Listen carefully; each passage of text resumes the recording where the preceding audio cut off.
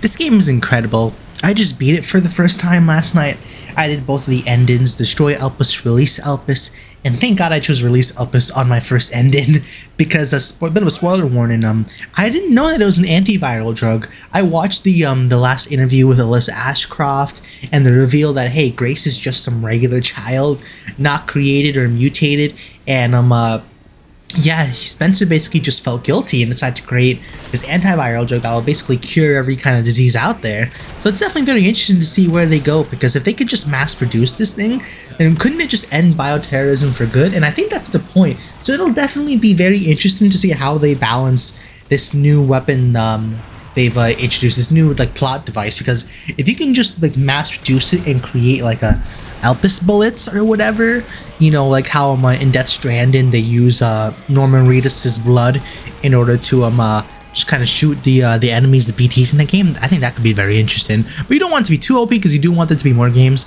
So definitely interesting to see how they'll handle that. But yeah, I had a great time. I don't have too many negative things to say about it, just some interesting things with some plot threads that I made a TikTok about that I'll talk about. But overall, great game. Leon's, like, we'll get into the juicy stuff part. Leon was incredible in this game. I mean, he's awesome. And the first thing I want to say is that thank God he's got his personality back, because he was a bit jokey and all that in Resident Evil 4, but I feel like they made him too emo. That's my only criticism, because Leon's always great, but it's like, I miss the jokes, and some of them they haven't even added back. And they removed from the VR version, like no ballistics, no jokes about the president's daughter. They even toned down Luis a little bit, which I was disappointed about, because he's he's cool. He's got a little bit of this like Spanish swag about him, so he was still like that a little bit in the remake. But OG RE4, nothing will top. But yeah, Leon is the perfect mix of like classic Resident Evil gameplay and like almost a RE5 Call of Duty type style, where you're running around, you're running gun, and it's still a little scary, but not quite as much because you're playing as Leon, dude's like a walking tank. And so but I love the upgrading. I love all the different weapons you can use and the big upgrades, and how you don't have like a supply box in this game. At least for Leon. For Grace you have that, but for Leon you have, Leon's supply box is basically like a shop where you can buy things, you can upgrade things. You can't quite store things, which I like, because it really emphasizes Leon's gameplay of like, hey, you are not meant to play conservatively, you are meant to kind of run and gun and just mess stuff up, which is cool, because if you could just store things, and especially after, and this is why I think they did it, because after switching back and forth from Grace, you might still be in that conservation mode, because Grace only has a little pistol, she never gets any other weapons, which is fine, because I'm still happy they're able to balance that classic RE gameplay of like survival horror, and it is scary, which I played both games, both people in third person. I'm gonna do them in first person because it's really interesting. I'm playing through Insanity right now, but my criticism, yeah, with Leon is that they definitely emphasize like, hey, this guy is here to mess stuff up and he's gonna shoot stuff, and it's definitely very cool how you can get like modern weapons. And I need to compliment the weapon design in this game. It's incredible. I love, I think it's called the Silent 9, this cool like military pistol where you can add like a suppressor on top of the integrated suppressor, and you can have like sight on it. And I'm just a big fan of what they did with the weapons on Leon's side and upgrade and everything, so I cannot stress that enough.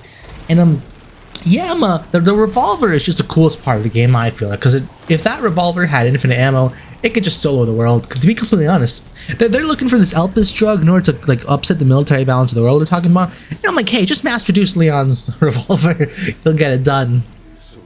But yeah, definitely I have to kind of like slow down and kind of gather my thoughts, because this is just an incredible game. I'd rate it definitely a 9.5 out of 10, because nothing's perfect.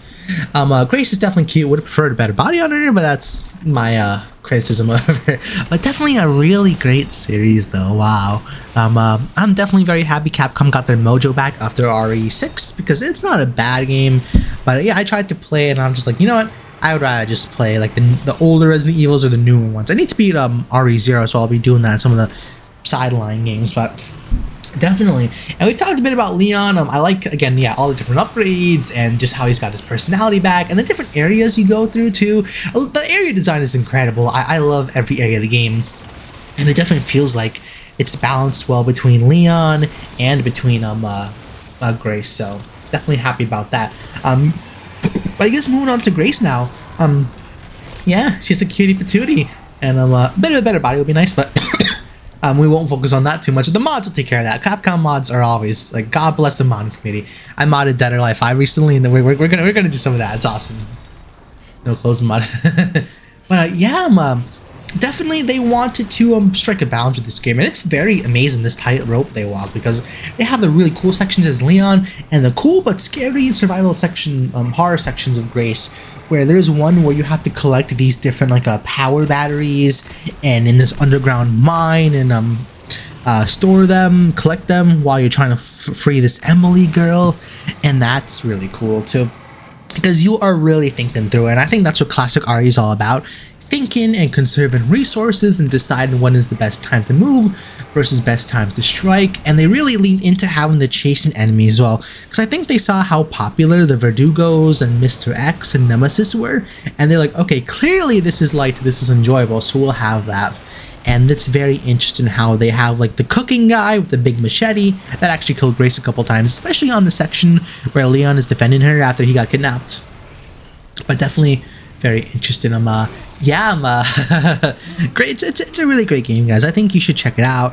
Because we have to reward good games when they're made, you know. And I think this is definitely one of the best games we've gotten. Definitely in the year. I don't know. I have to recheck what's coming out this year. Oh, Crimson Desert on March. We're gonna be making a lot of content about that.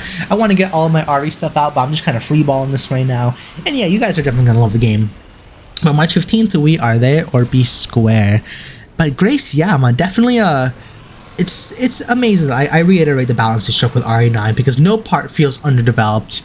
I mean, of course, everything could be better, but it's such an at a great level where it's like, wow, you really did something incredible. Like, thank you for like providing us with this game. And I know I'm typically against toxic positivity and being overly friendly to developers. I do want to be friendly to them. I don't mean to harass them, but we do have to, like, as game reviewers, not that I'm a pro or anything, but we have to remain subjective and be able to judge the quality of the game for what it is. That's why I think a lot of these bigger reviewers, of course I'd say that as a smaller reviewer, but they get too cozy with this game developers, and they get game keys and all that, and they say, oh, it didn't affect my decision on the game. And I'm like, how could it not, though? And even me, if I end up growing and I get special deals developers on, I might even get, hopefully not, I mean, I'm going to always try and stay true to myself, but it's inevitable because you build up relations with studios over time, and it's definitely hard to maintain that balance and reduce bias, but we're going to try and do that as much as we can. But what else do I want to say about RE9 that I haven't said? I'm just kind of freeballing here. I don't really have a script or anything. Yeah, I'm very excited to see, because the plot that I was talking about. Yeah, so at the end of RE8, it's discovered that the BSAA, actually this is what happened. So the BSAA in the North American branch is off doing its own thing, because the government's been corrupted by the connections, and that's why they tell the DSO to stand down, and Leon kind of does his own thing to go after Elvis and figure out what's going on there. So it's definitely interesting how Chris's unit and Hound Wolf Squad are kind of acting on their own accord, kind of like a rogue unit, because again, the BSAA and the DSO and the United States government, it is under the influence of the connection. So it's definitely interesting to see them kind of do their own thing and see how this ends up. But the bioweapons, yeah, that's definitely interesting. At the end of RE8, they were using these soldier bioweapons, which Hound Wolf Squad and Chris like, hey, what's going on here? These aren't quite what we expected, because typically the BSAA is against the bioweapons and against messing with genetics and viruses and all that. So it's interesting to see that other portions of the BSAA are under this negative influence and are starting to get embedded with these viruses and BWs and all that. And so it was nice and interesting to hear that explanation, because, you know, I'm seeing Chris being cool with the BSAA again in RE9, so I'm like, what's going on here? I thought that they were starting to become the bad guys at the end of RE8. But apparently in the RE9, at least in North American branch, you know, they're doing their own thing, which explains why they're friendly with Chris and why they're investigating Nelpus and all that. So that's definitely very cool. At least some of the BSA are still good guys. But that makes me wonder, okay, what's happening with these other characters like Sheva and Rebecca? We do need Sheva back, because like I said in an earlier video, I think she's hot. But yeah, I definitely feel like there's a lot more to explore under these underused characters. But it's definitely very cool. And the Hunk boss fight was awesome. Hunk was in the game. I don't know if it was Hunk, but it was a Hunk-like character. And it is cool how they're human enemies. I am always a big fan of when games kind of switch up the gameplay on you, because you're so used to, like, even as Leon, kind of like running gun and tearing through enemies. And so now as him, when you do fight the Elite Guard, spoiler again, which are like human units, never killed, it's Hunk, you are chilling, because they shred you. I play on standard, I'm making my way through insane right now, but I can't even imagine how badly they just destroy you on Insanity, so that'll definitely be very interesting. But I'm very happy with the game. To wrap it all up, I'll probably do like a bigger, deeper, in-depth review, but I just wanted to get my initial thoughts out. And yeah, just an incredible game. I loved it. Everything about the game was such a stellar quality level. Capcom definitely took their time, and they made sure that things are great. So I'm definitely very happy, and it's going to be unfortunate because when you go on such an amazing vacation and you're happy and you're just chilling, enjoying life, then you got to go back home. No matter how amazing your life is, mine is pretty good. It's just like, damn, you just had such an amazing high experience, and now you got to get back to the normal routine of things. And it's like, wow. So I'm definitely gonna try to chase that high. Maybe I'll do that with RE0 because I have to beat the OG RE3. I have to do that as well. Maybe I'll just buy the OG REs on Capcom on GOG and play them because I have Dino Crisis and I want to do that as well. But definitely a lot of very interesting things. I'm very happy with the game.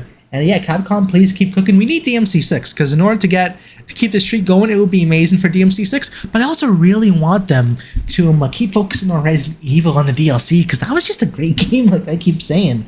But I don't want the team who worked on RE3 remake to make. I don't know. I mean, unless maybe they've gotten better, but I think they called them the B team for a reason. Because RE4 remake was incredible, but RE3 remake, I'm not quite a big fan of. I mean, Jill's kind of hot. I enjoy her. I like the mods in there, but yeah, we could be doing better, Capcom. So don't let us down next time. I mean, don't let us. I mean, you didn't, but I'm saying that like RE9 is bad. No. RE3, please, B team. If you are used for projects, you probably are. Just you guys have the potential to do it. Just please make better games. No insults to anybody personally, but just better games. But RE9, incredible game. Everybody who worked on it, absolutely great. And yeah, I just want to reiterate, like, hey, we have to reward good developers who don't charge you like immense amounts of battle passes and microtransactions and things like that. So yeah, just some initial thoughts. But yeah, that's what Cool Shades. We're gonna be making a lot more content about it. But I'm definitely happy to talk to you guys. I'm being a lot more consistent, being a lot more fruitful and more consistent again with my gameplay and with my videos. I'm uploading important moments from games now. I'm gonna be talking about news.